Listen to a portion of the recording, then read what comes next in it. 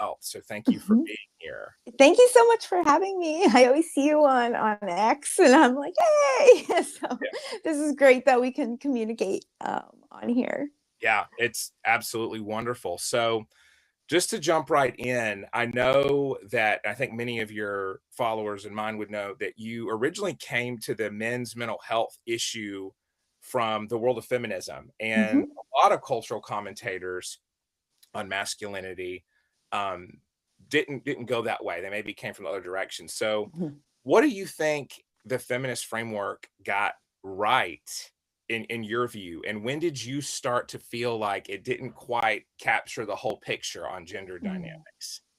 Yeah, so I started as a feminist, so that's been clear in my story for a long time. But I focused on more international feminism globally in areas of the world that women and girls were actually truly had fewer rights. I volunteered in Tanzania, in a village in Tanzania. I helped build the girls' dorm at a school that my brother helped build there. So in Tanzania, there's still, they still see daughters being sold for the price of a goat and things like that, so pretty hardcore. But then I also traveled and volunteered in the Middle East and in Central America. So I really was laser focused on specific issues around the world that where girls and women were lacking equality and resources and education. Um, and so what I realized when I got back was I started seeing like people in the West had like a false equivalency, like all girls and women everywhere were being oppressed and needed the same amount of resources and support. So that was my first like red flag. Like I even had somebody say to me, "Why are you helping girls and women over there when girls and women need help over here?" And I'm like, I looked at them, I was like, well, really, it's not the same. So that was my first red flag. And then my second red flag, which I do believe, and I still do today, like there's places around the world where girls and women need support and resources, but there's also places around the world, a lot of places where boys and men need help too, just not even just in the West, but in different areas. But then my second red flag was back in 2017, the first Women's March I went to. And I saw a little girl on her father's shoulders, and I nothing against the father. He thought he was doing the right thing, like bringing his daughter to the Women's March. And Right. I looked, and that's when I realized I was like, wow, like we're instilling a victimhood mentality in this little girl before she could even spell the word victim. Like she didn't understand the concepts or anything, but she knew from that point the world treats you less than, we need to march for you. And we're talking girls and women in the West. I grew up in the 90s, girl power. I grew up in the mid aughts to the 2010s with all the girl boss. We've been supporting and encouraging girls and women to the max. So I realized it. I was like, we're instilling a victimhood mentality. I thought like nobody realized it. I was so naive. I was like, this is like a huge revelation. Like we can stop this. So I wrote a children's book, a little children's book for girls to try to fight the victimhood mentality. And I was going to DC all the time and trying to meet with people. I thought the Right. Democrats would love like this new angle. Like, how about we just stop with this victimhood mentality? None of them wanted to meet with me. None of them. I was basically like laughed out of the office. But at the time, the Republicans wanted to meet with me because they were looking for new, different angles to address women's issues. Because especially at that time, they were viewed as like the anti-woman party. So I was like, okay, this wasn't what I expected in my naive thinking. I was like, I thought it would be the Democrats who would want to think about new ways, to help girls and women. So I even once, rest in peace, I got in a little bit of a spat in front of a whole room full of people with Dianne Feinstein. I, I called her out in front of a whole room of our constituents. And I said, "What are you truly doing for girls and women?" And she looked at me with this look and she was like, "What do you mean?" And I was like, there was just millions of women marching in the streets. So Right. what are you doing for them? Like, I was implying they were using women for votes. And she got all flustered and told me to take my seat. And she was like, "You can take your seat now." And I walked back to my chair, and the guy that was sitting next to me leaned in me and he goes, "Oh my, do you have balls to do something like that?" To call Yeah. her out in front of everybody. But then right after, a bunch of people came up to be like, "Wow, that was good." And this father with his two daughters came up and he said, "I am so happy they got to see you do something like that," because I realized right then, like, wow, they're using women for votes. They don't care about, real female empowerment. Like, they just are going to continue pushing this female victimhood mentality, which I believe is destroying everything. Mm. So then it was John McCain's staff member who was like, "We love what you're doing for girls and women, but you might want to start looking into boys. They really need our help now." So that's when I went home, looked into it, and found this whole kind of underground movement for boys and men. That's where I found Warren Farrell. So Warren Farrell has been a mentor of mine for 8 years. And then so I just started deep diving, and I've been learning all along the way. Like, I'm constantly evolving my views and my goals and my messaging as I learn more, because I've messed up too. People had to tell me something, and I'm like, "Oh my god, they're right." But that's when I realized it. And once you see that data, once you start seeing all the information, it's like your brain breaks. You realize, wow, like, I believed a whole other reality, and Yes. it's not that. Like, we need to do more for boys and men. It's critical.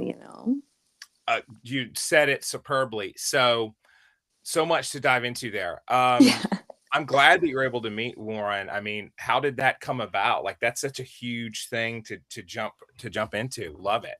Yeah, so I was tweeting for a while, Mhm. and I'm just gonna just here for a second. So I was tweeting for a while, and member he's had for years council to create a White House council for boys and men. So Mhm. he's been doing it throughout administrations. These people have been on the council for decades now, trying to create this council. So a member of the council was following me on Twitter at the time. I'll probably call it Twitter a lot because Same. I'm still like the Twitter girl. So But cute. I love it. I love that name. yeah, I know. I miss it, to be honest. But he reached out, was like, "I know I'm on a kind of group led by Dr. Warren Farrell, and I think you should come join the group." And I was like, "Oh, okay." And so then I met right then, and then we just dove in. And he's been such a great mentor of mine for so long, and I feel like finally there's been some like work being done. Finally, like, we have the bill in Congress right now to create a council for fathers and sons, so it's like Excited. a iteration of what we were pushing for. But so I think it's finally like coming to fruition. And I just warns. I mean, he's working on a new book too, "The Man Crisis," as the follow-up to the Boy Crisis. Yes. So yeah, so very exciting stuff. That is extremely exciting. I so one of the things that really got me about your work, is that when you wrote that article that went very, will say viral. That's an overused phrase, but this really Yeah. earned it. So you wrote about demonizing male ambition and how we need to stop. Mhm. So you observe that male energy doesn't disappear when it's undirected. Mhm. Um, Instead, it destabilizes. So that's something that really resonated with me in my clinical work, that when men don't have anywhere to go with that desire to provide or protect or win, or control their emotions, um, they they tend to find other pursuits for that and other less adaptive forms. Mhm. So how did you start noticing that in your life that men didn't have this purpose and they were taking that energy into other pursuits? Like, at what time did you start putting that together and saying, okay, there's a problem here? Yeah, so it's funny because with the shaming or demonizing male ambition article, I felt like because I've been talking about it for a long time, like how we put boys and men down and boys in school, it's time Mhm. for women to step up, like step aside, all of those things. And then also only focusing on any mistreatment of women throughout history and looking at like the world was built by men for men and all of those narratives that are out there. So I've Yeah, been talking about that for a long time and how ungrateful we are for, how far we've come, thanks like severely to men.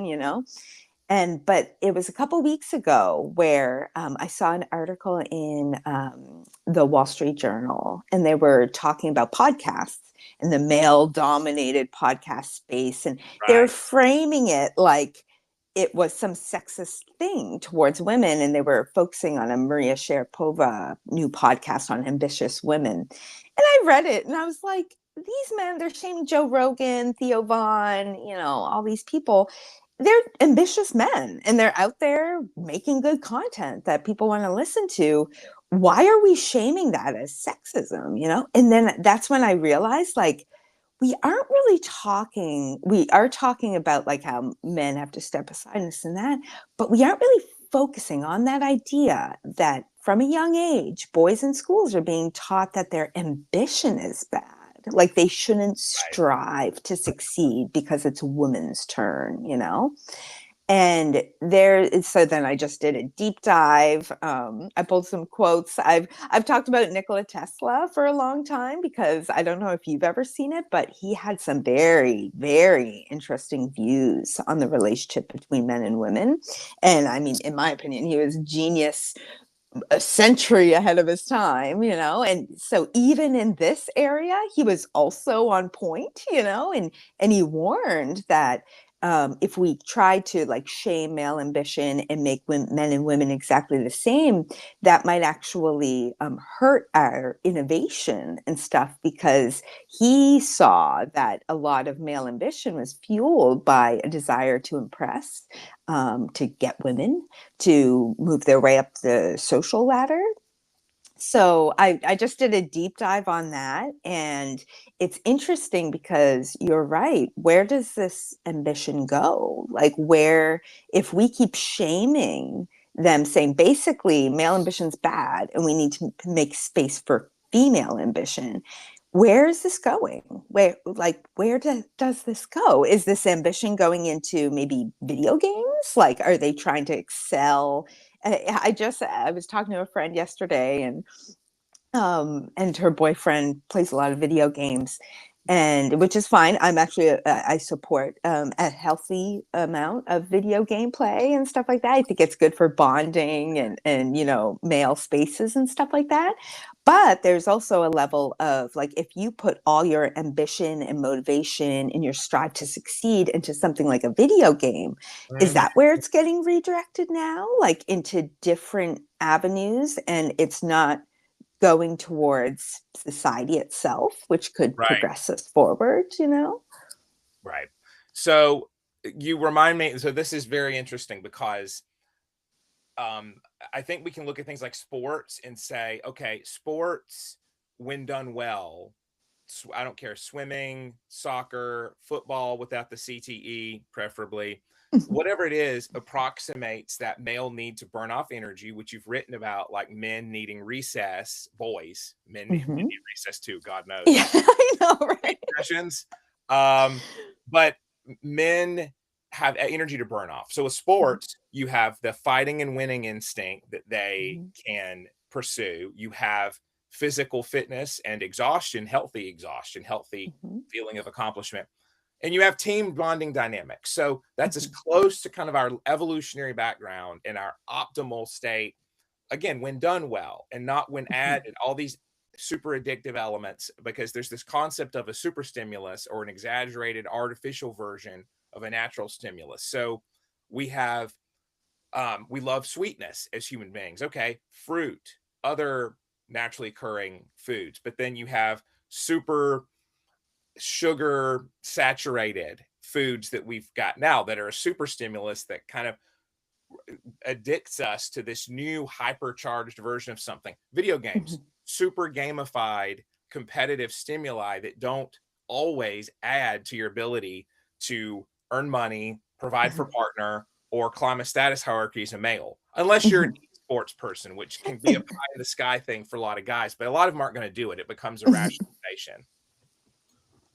Exactly. So then it's like, okay, well, this is hurting our progress, because this amount of male ambition, where could we, let's put it this way, where would we be if over the last couple decades we weren't shaming male ambition? We were giving boys the resources and support.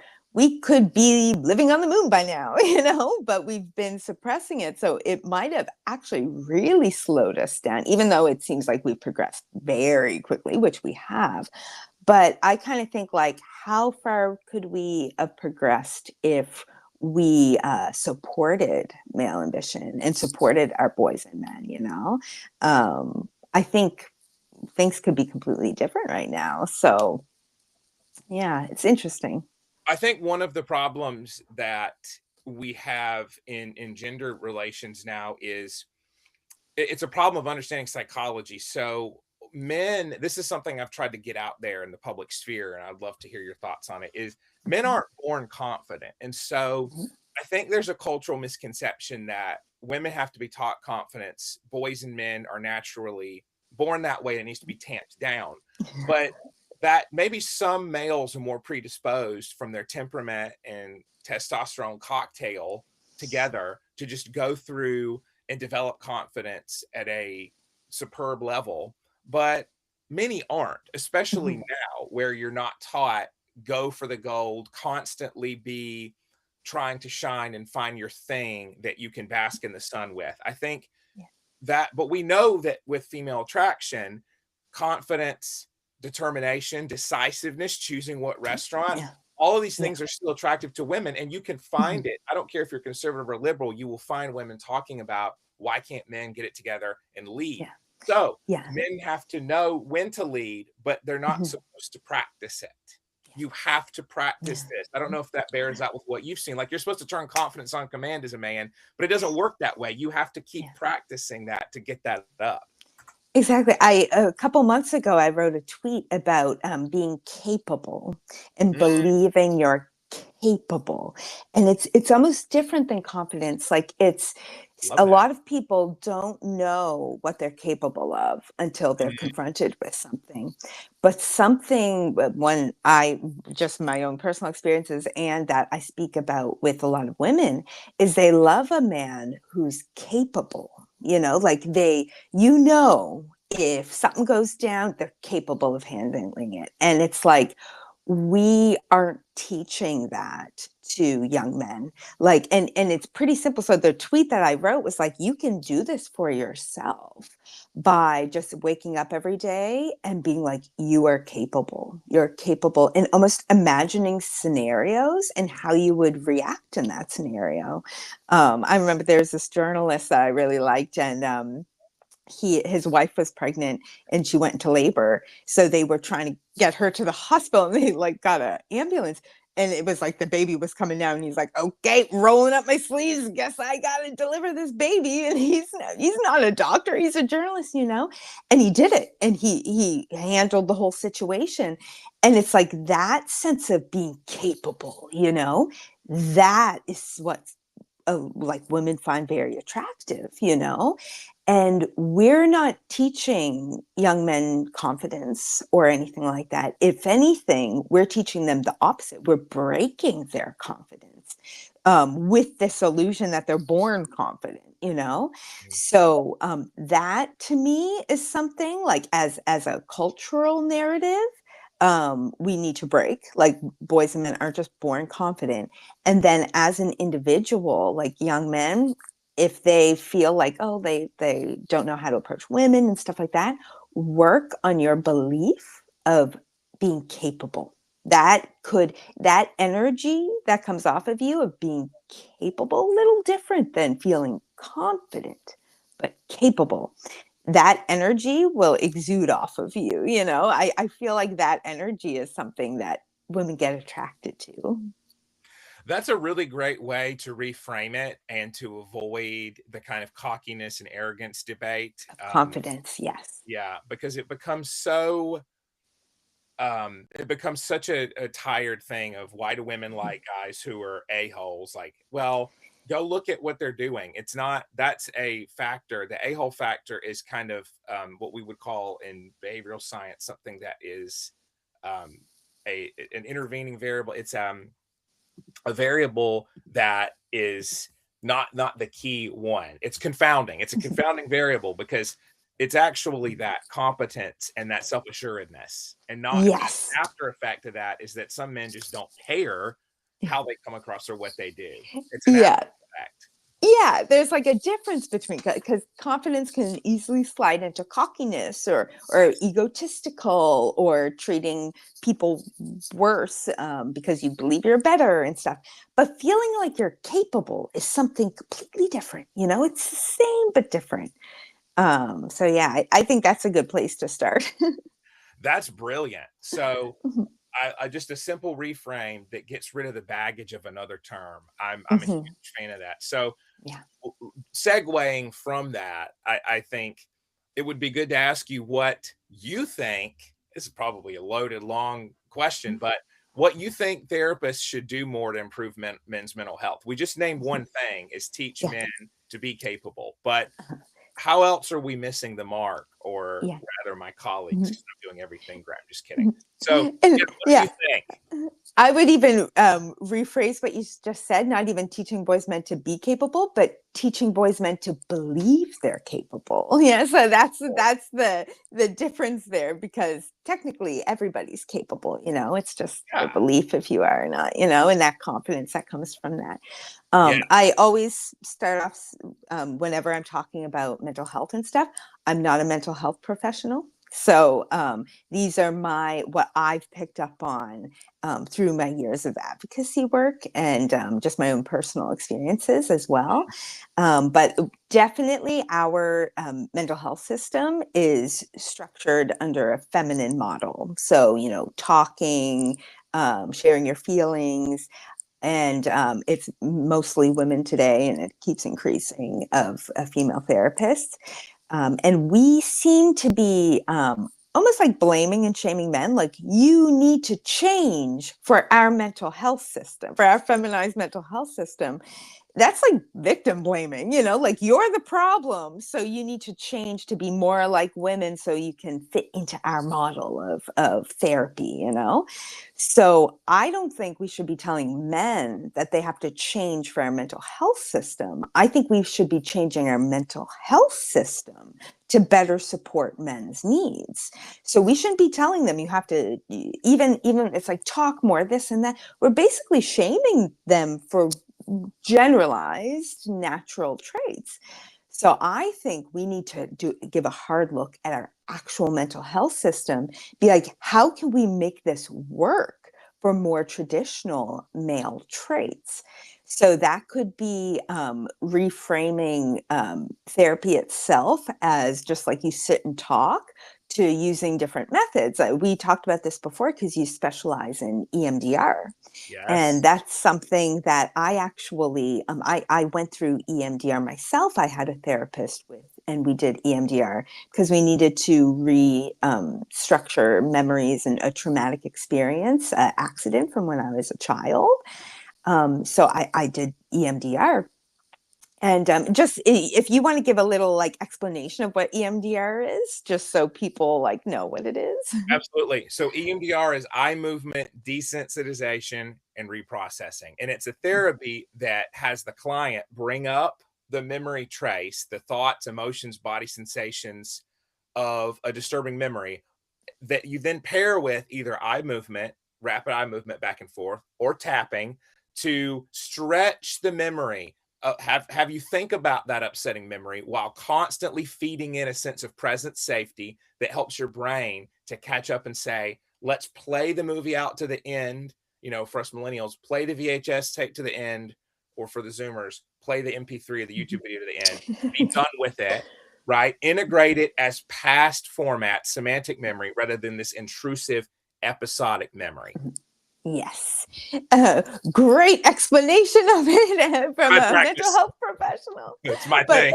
it was funny when I first started, my therapist said basically like imagine a file folder, and that file folder is the memory, and you open it up and all of the files are all over the place. They're unorganized. It's a big mess. EMDR helps file it properly into that file folder. Then you can close it and it's there. Your brain can like go to it. And it doesn't rush back those feelings as if you're still locked into that traumatic experience. And it Exactly. worked wonders for me with that accident that I had.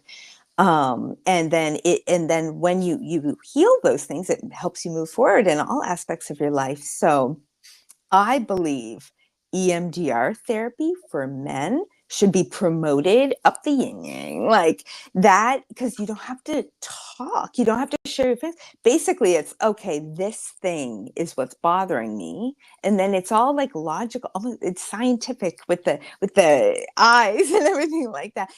And I feel like that's an approach that we should be promoting for men's mental health. Like it's a safe way of being like, your traits aren't the problem. We're going to think of new methods to help you with these traumas and stuff you have to work through. So like EMDR to me, like I think we got to figure out a way to like promote it like crazy, you know? So Yeah. that's Go go ahead. on. Yeah, so that was one way. I don't know if you wanted to add anything to that. Yeah, so you nailed it, and to unpack it a little bit, there's actually a superb effort across the pond. The Men's Psychology Center, spelled Mhm, CENTRE, as it's British, yeah. with Dr. John Barry. He does a lot of research on masculinity, and now Roger Kingerly, badass name, is a therapist with, I mean, how many decades of experience he has working with military veteran males and civilian males. And he's a big EMDR proponent. And he and I have crossed paths. Like I've asked him if I could have one of his charts to use in a presentation I did for the EMDR therapists here in America, in Mhm, my state here of Georgia, where I did like EMDR for men. I got a good turnout. I did a whole lecture on it. And men have what Roger would call this reflection abandonment mechanism. When they start getting in their own heads, they will push that away, and they experience externalizing symptoms of trauma, addiction, lashing out, anger, stuff that points to deeper hurt, but that mhm, doesn't outwardly say, like, I'm hurting. And so mhm, EMDR, you just said it, helps the person to lock into that signal of trauma, reprocess it with some verbalization, but minimal. Or mhm. even if you Yep, want, you can just minimal, yeah. more bad stuff's coming up, and say, okay, go Mhm, with that. So there are some efforts here in America. I think EMDR gets branded differently, and probably in Britain for the most part, except for those guys. But I think we have to say, look, the therapy is very gamified. It's very structured and sequential. You have a clear task there. It's not pity mhm, based. Pity for yep, men in therapy is the kiss of death. mhm, EMDR yeah, is far from that. It says, let's lock on to the negative stuff, get in that trauma matrix, get the signal, go in, you become Neo to those memories. You start to have power over them. And it's so objective. But there's also, for women love EMDR, and there are many women who like objective therapies. I don't want to paint with a mhm, broad brush. There's women yeah, who don't want fluff therapy. I had a female client who's like, you know what? I'm tired of mhm, the way therapy has this sort of feel to it where it's very mhm, helplessness yeah, based. I want a male therapist. I have plenty of women coming to me for that. So mhm, I'm not painting with too broad a brush, but for yeah, men, yeah, therapy that says, what's the negative thought you have? What's the emotion? What's the memory? Let's go in and let's change that so you can get back into your mhm, life. That's what men need in therapy. That's what they yeah, prefer. It's no pity, yeah, something that's more coaching. Men go to AA at almost the same rates of women. I believe that mhm, still holds true. What does that say? Group mhm, focused, mission focused therapy is what yeah, men like. yes. I would agree 100% with that. And again, going back to how can we change our system for them? Yes. Like this is it hasn't worked telling men they're the problem. It hasn't worked. Like you need to change from it. You see the suicide rates have gone up. The gender gap has Yes. expanded since Yes. this whole toxic masculinity, open up more, be more like women. Things have gotten worse since then. So obviously what we've been doing isn't working. So I think it's time to like change that system. Also getting more male led therapy solutions, Sure. more male therapists, more male psychologists. 80% of psychology students today are women, Mhm. and it's shrinking. So it's just going to exponentially, like fewer and fewer male therapists. Right. And we discussed before, I'm a woman, so I don't have firsthand experience. I can't speak for men, but I do have an experience where I feel could be the closest thing to what some men experience in therapy that you could Okay. possibly get. Because that same therapist had, and don't get me wrong, I'm very, very grateful for the work that I did together with my therapist, healing over my accident from a kid and everything like that. But I was sharing with her, this was back 7 years ago, and I had just coined the phrase, the future is everyone. And I was very excited about it. And I was like, yeah, this is the way forward. So I shared it with her and I saw her flinch in the room. And I was like, oh, that was kind of weird. And then we moved forward for a couple minutes. And then she said, I got to circle back to something you said. Like, that was kind of offensive. Like, I didn't like that. The future is everyone. Like, it seemed like it was like an attack on me or something. And right then and there, I realized, oh no, our relationship is about to end because I can't move forward thinking she has this view of me as like an anti-feminist or something like that. And it hurts our trust in a relationship. So I realized right then, oh my God, this must be how a lot of men feel when they go to therapy, female led therapy, or under the structure of like what they teach in school, gender stress studies programs, the patriarchy, all these ideological beliefs mixed in with therapy, where they feel like they can't share their views because it's like they're afraid that their therapist is going to be like, well, you're a man, so suck it up, or like you're a man, you've oppressed women for so long, or these beliefs are instilled in their therapist. So Mm. I hear a lot like, well, I don't want to go to some feminist therapist and all this kind of stuff. And I see where they're coming from because instantly, when I realized that our ideological views were out of line and it was offensive to her, I realized we can't have that kind of trusting relationship. And if we did, I'd have to walk on eggshells. Now, that's not the place you want to be as a client with the therapist, is to walk on eggshells to make sure you don't make your therapist upset, like that kind of defeats the whole purpose. um but yeah, so I feel like more male therapists are needed, and hopefully we can kind of break down these like ideological walls and stuff that we're teaching in school, like men don't have all the privilege and all of those things, so that we can better like effectively address men's issues where they feel comfortable going to a therapist without feeling they're just going to be blamed and shamed because they're like part of a group, the evil patriarchy. But yeah, so more male therapists we Yes. need. Yeah. Mhm. Well, a few things there. Number one, it's not our job as therapists to get offended. I've said that to Mhm. clients before. Like, if a client's coming at me and they're angry about something, which happens, like I used to work in a more intensive care setting, and people will bring in a lot of baggage and they'll bring in baggage that isn't yours to hold as a therapist, but it is because that's the job. And you have to respectfully respond even to that if a client's outright verbally attacking you. And you can draw boundaries and say, I'm going to have to end the session if we can't come to some reasonable way to talk to each other. But certainly when someone shares an ideological difference with you as a therapist, because I work with clients who have a range of ideologies, many of which I don't agree with. It's not my job to intervene and say, hi, I don't like that. It's my job to be respectful of their beliefs and work with them if I can. Like if I had clients who outright had immoral things I couldn't support, on either side of the aisle, by the way, then I would have to say, well, I can't really speak to that. That's not something I can help you with, right? Yeah. But that's very rare, number one. And number two, Mhm. it's always about the client needs. It's not about Mhm. our needs or comfort as a therapist. And so when Mhm. you told me that, I'm just thinking, and for one thing, it's a very big it how can you be offended at the future belongs, the future To is everyone. that's very telling that you're reading into that to say, well, you're really meaning that women don't deserve anything. And that's completely, Yeah. as a therapist, a cognitive Yeah. error. That's a bait Exactly. and switch. That's not a one-to-one meaning. Yeah. Exactly. Like that's probably the most ironic thing of all is it's the future is everyone.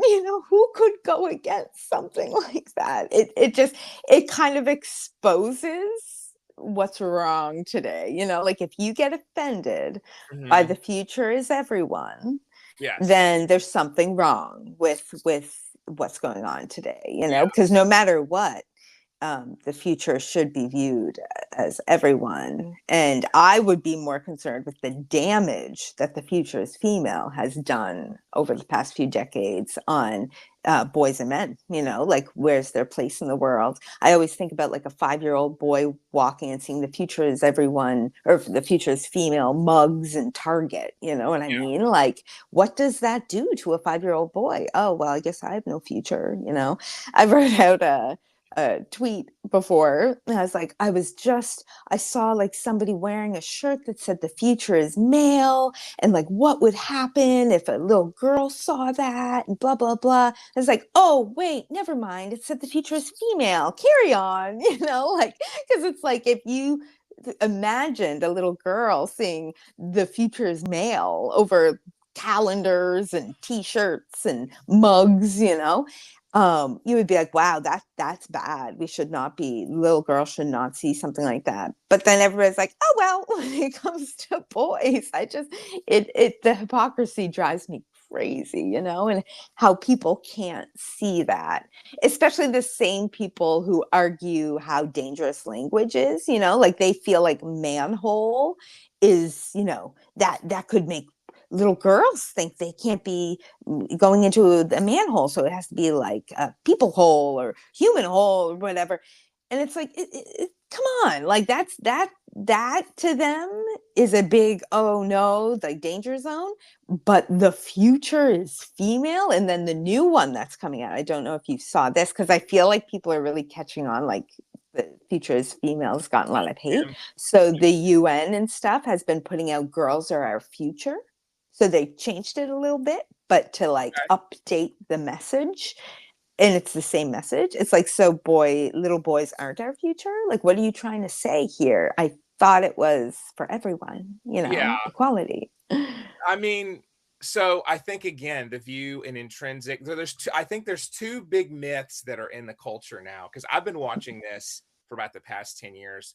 So for one, the one is like the inherent, the belief in innate male confidence. Okay, and number two would be that if you tell men they deserve anything, they will violently take it like Vikings. And so most women, if you say you deserve a partner and to be a mother, if you want it, key provision, if you want that, people wouldn't bat an eye at that. But if you say that a man deserves to work an honest day's job, find a wife, I think many people would recoil because they would have the Yeah. response people did when a certain psychologist from Canada who became very famous said we need monogamy, because people say, well, what do you mean? So the problem is a lot of the work that men put in, for better or worse, is to impress women. And I'm not making that up. We have to work with the facts and see what to do about that. As you said, I'm preaching in the choir here, so I won't do that. But for our audience, like a lot of male ingenuity and a lot of male inspiration from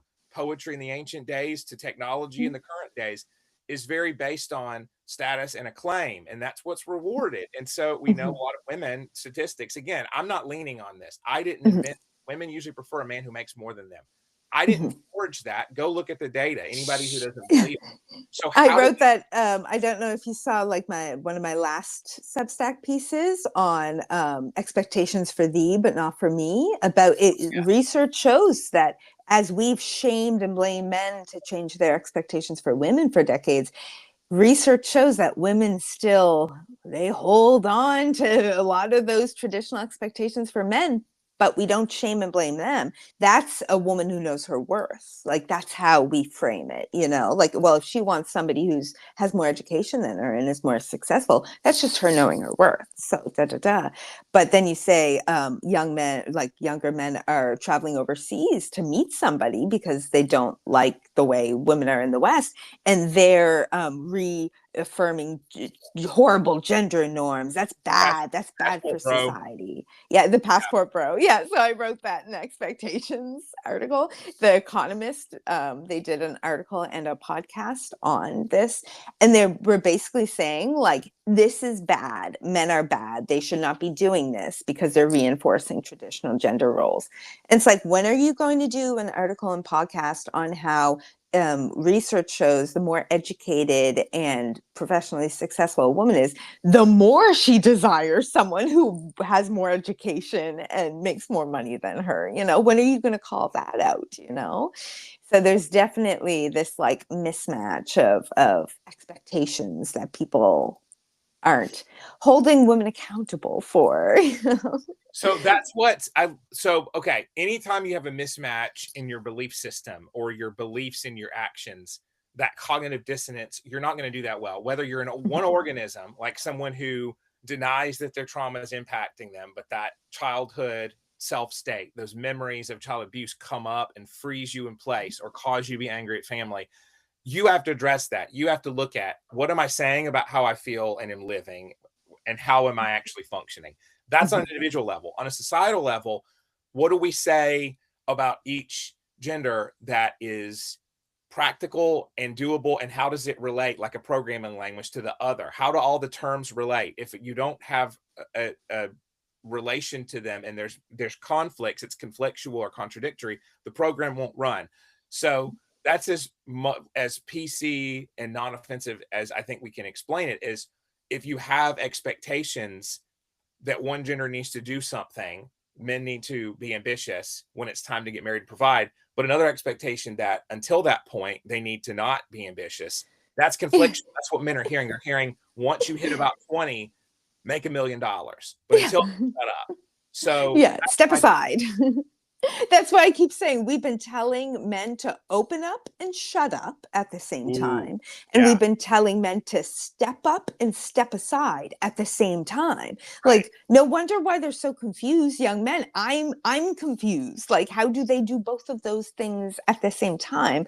And these are the cultural messages being jammed down to them, you know? And it's like, this isn't fair, you know?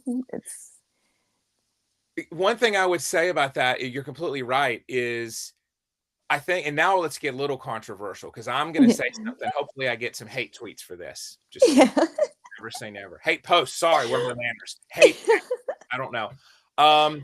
Men aren't sometimes doing that much to help themselves. So let me explain.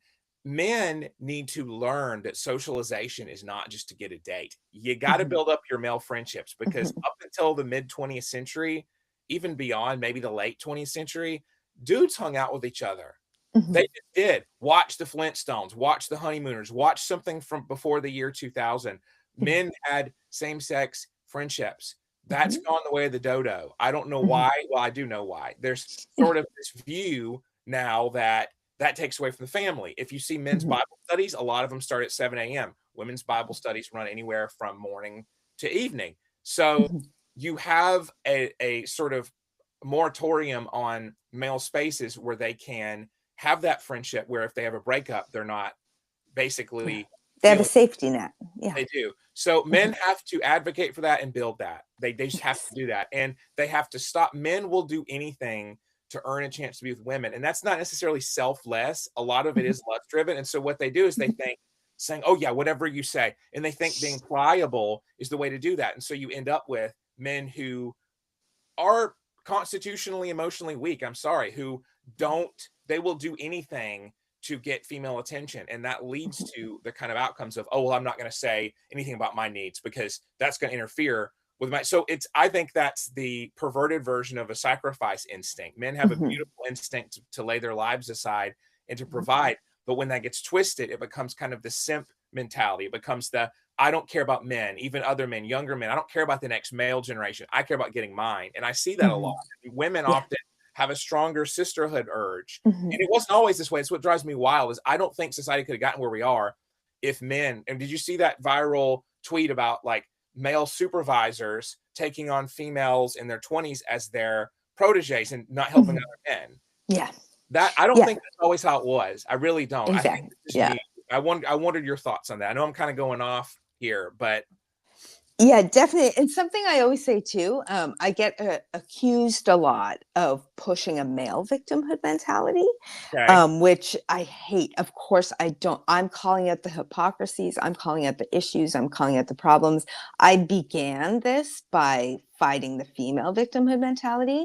The last thing I want to do is try to like almost fuel a male victimhood mentality. So everyone has agency. Everyone has adversity in life, no matter what society itself is doing, the structures, yes, they are working against boys and men today, but then you have the ability, you're capable, it's going back to what I was saying before, to Yes. move through those flames, you know? So I want to make it very clear that my goal is not to push a male victimhood mentality. And you have agency. You have agency to get stuff done, to become the person, the best version of yourself for yourself and others. Yes. And there should never be just like a giving up kind of thing because of our sexist societal norms today. So first, I wanted to just make that very clear because that's the last thing I want to do is fuel male victimhood mentality.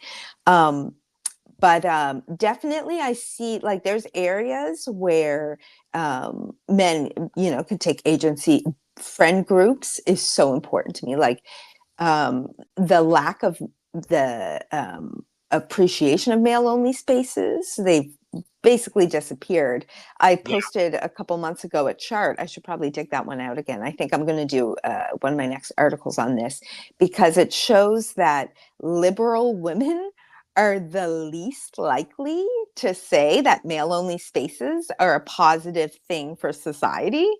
And it's like, don't you guys realize like men need spaces, they need the bonding, they need like it's this kind of leaning of no, it's negative for society, yet you see women only clubs and women only spaces and everybody celebrates it. Like I remember in LA they came out with it was like a female only kind of like private club for people in the industry, producers and stuff like that, and everybody's celebrating it. Yay, this is so amazing.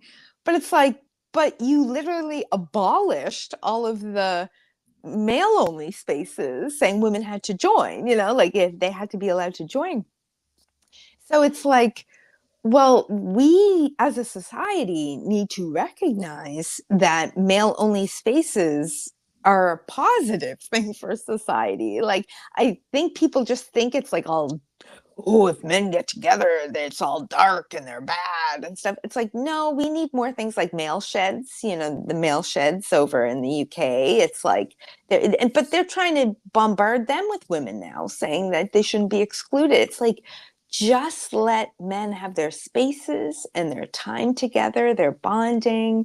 My boyfriend, he worked out every morning with a group of guys. They would wake up at like 6 a.m., all meet up at one of their friends' houses. He had a gym set up. And even when they're there, they weren't that serious. Like they were serious about working out, but it was like a bonding thing for all of them to start their day, feel good about themselves, and have that man time together. Not once did I ever think of intruding there. It was like I would always be like, have fun, you know? But the other girlfriends of the guys, like one time, like one showed up and was like, well, she wanted to work out too. And then my boyfriend was like so mad. Like, why would she think it was okay for her to just come? That's our time together, you know? And then another one came and wanted to see what they were doing and stuff like that. So they were suspicious of this male only time that him and his Sure. friends were having. And it's like, we need more women to tell women let them do their thing. Let them have those male spaces. They're not doing anything bad at 6 a.m. Like they're just working out with their friends and picking on each other, you know? So like let them have that time before they start their hard day filled with challenges, you know? So I think like just societally, we need to really support male only spaces. And then women need to tell other women, you need to individually support all male spaces for your partners, for your friends, and not intrude, you know? So with all male spaces, I think we need to brand them differently because it's a Hmm. Rorschach test until we get really specific. So Hmm. if you put how positive are male only spaces for society, because that's what you said, it's a great way of putting it, Yeah. that okay, it's probably what was there on the form. Okay, Hmm. that's going to sound like men in some runaway ooh rah masculine testosterone Yeah. show. Bachelor parties or Yeah. something Now, like that. Yeah. reframing it, how important do you think it is for men to have supportive friendship Hmm. groups of just men? Ooh, okay. So Hmm. I would argue, like, for one, you don't have to worry that he's cheating. I mean, if he's straight, you don't have to work. Like, it's not it. Do you want your guy? Because like, did you see that SNL skit, the man park instead of dog park? No, Pete I didn't. Davidson and some others. It was like women who are exhausted with being their man, and Oh, like man keeping yeah, thing man that they're keeping. trying to They're make? like, Okay. "Hey, we're gonna I'll have take to you." look up this skit. It's really good, but it's from the female perspective, and it makes the argument like, "Yo, men need to learn to talk to each other." And so we're there. That was from a few years ago. It's very recent, and it's SNL. So that's a good benchmark for the readiness of the conversation, right? We're Hmm. there. So men got to do it. And when you say male only spaces, it's not, let's not say it's the Illuminati, right? It's not the Bilderberg group.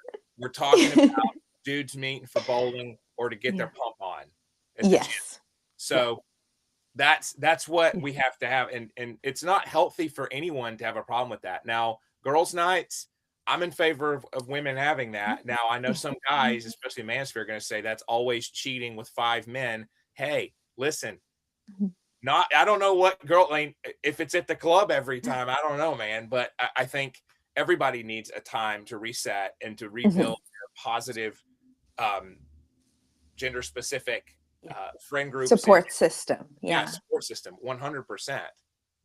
And then one thing, since we dabbed into man keeping, I've been a very vocal opponent since the beginning of this term. Like as soon as it came out of from the woman from Stanford, before anybody wrote, I wrote about it, and I was like, Okay. "This is horrible. How are we framing like women helping support their men's mental health as a burden and calling it man keeping?" I was like, this is bad. And then the New York Times put out their article on it and it spread like wildfire. Everybody was talking about it.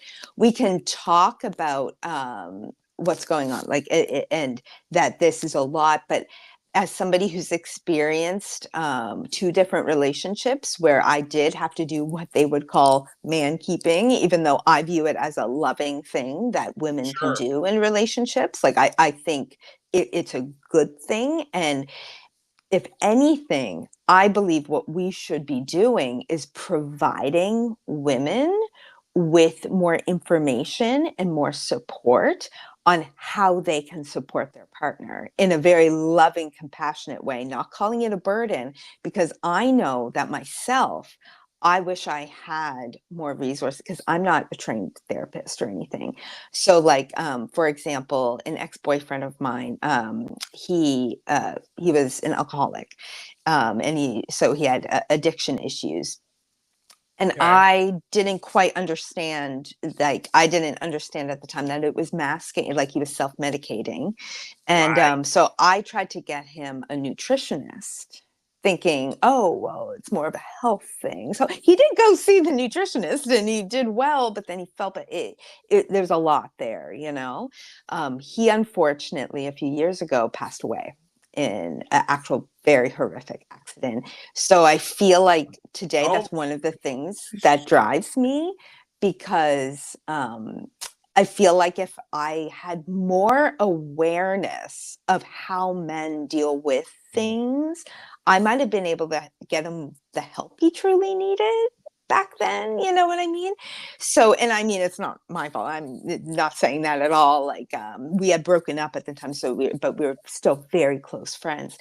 But it makes me wonder, like, if I had some sort of resource support, like, hey, ladies, you're awesome for helping your man work through his issues.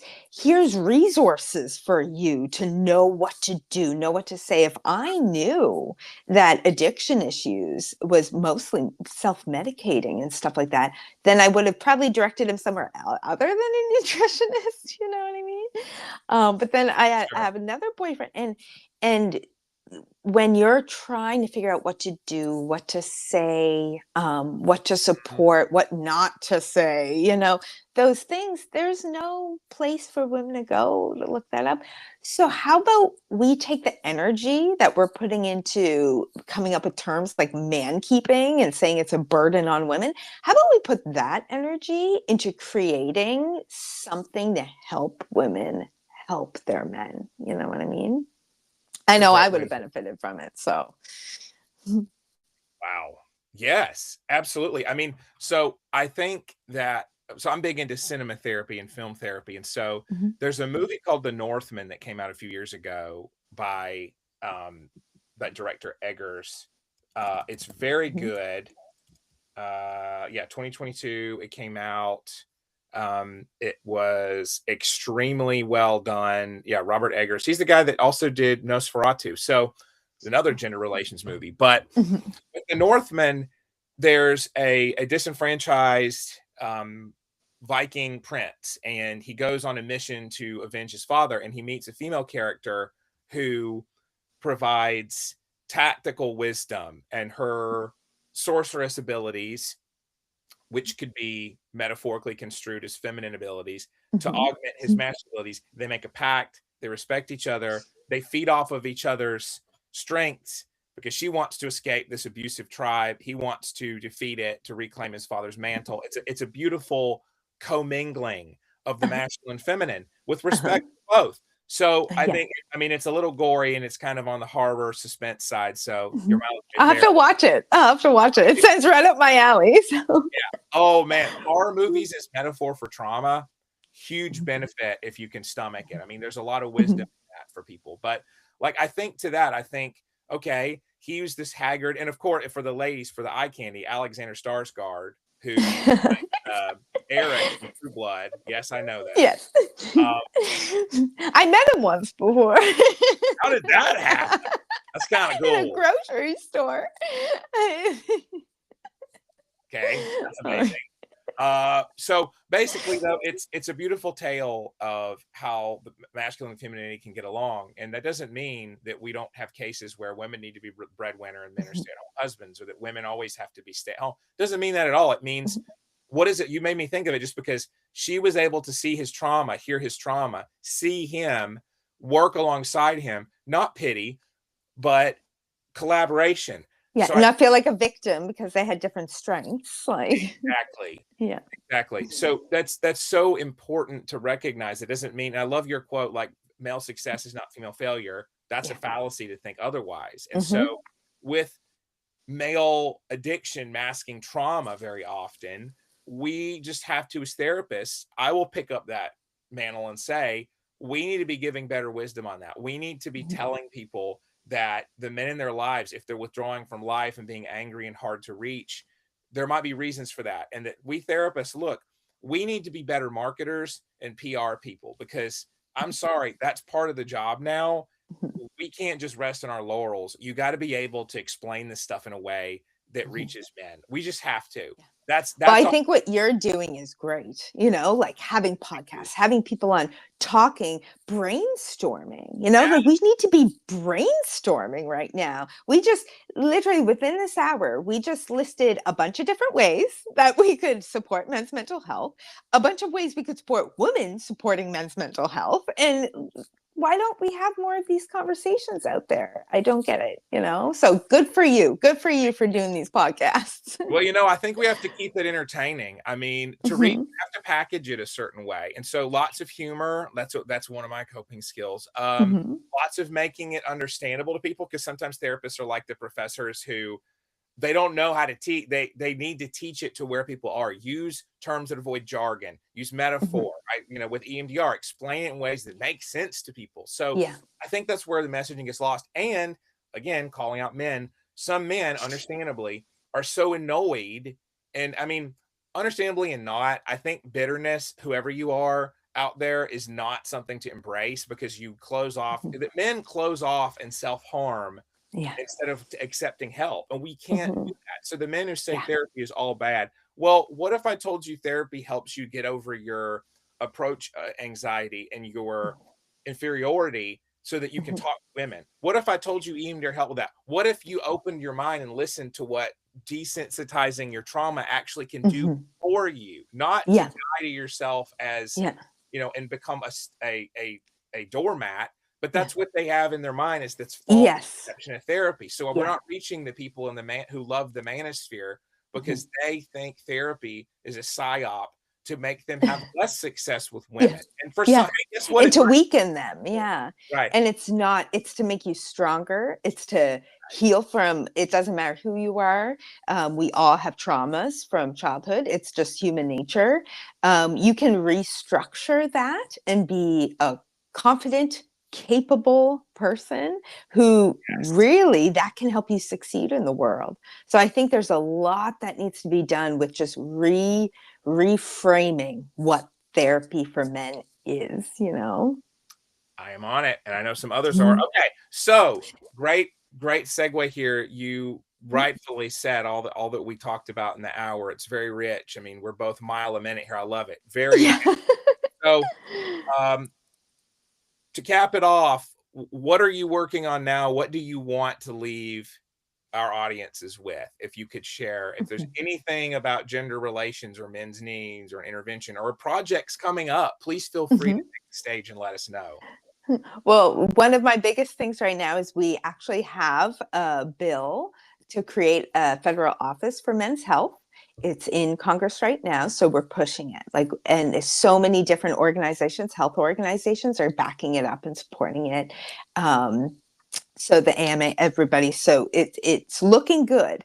And right now, I talk about it a lot, but we have 8 federal offices of health for women, 0 for men, even with all these mental health issues we need to address. And then their health is actually weaker than women's today.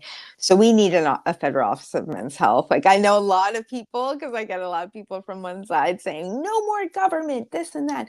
But when we're talking about research, resources, stuff like that for health, this is very important. And if we do want to focus on no more government, maybe we should take a look at our 8 offices for women's health. Is that over excessive? You know, like, should we maybe bring it to, 4 offices? We'll start with 1 office of health for men, and I think this is something that can benefit the people. And if we have a government, this is the top thing the government should be doing, is trying to make us live longer and healthier, more productive lives.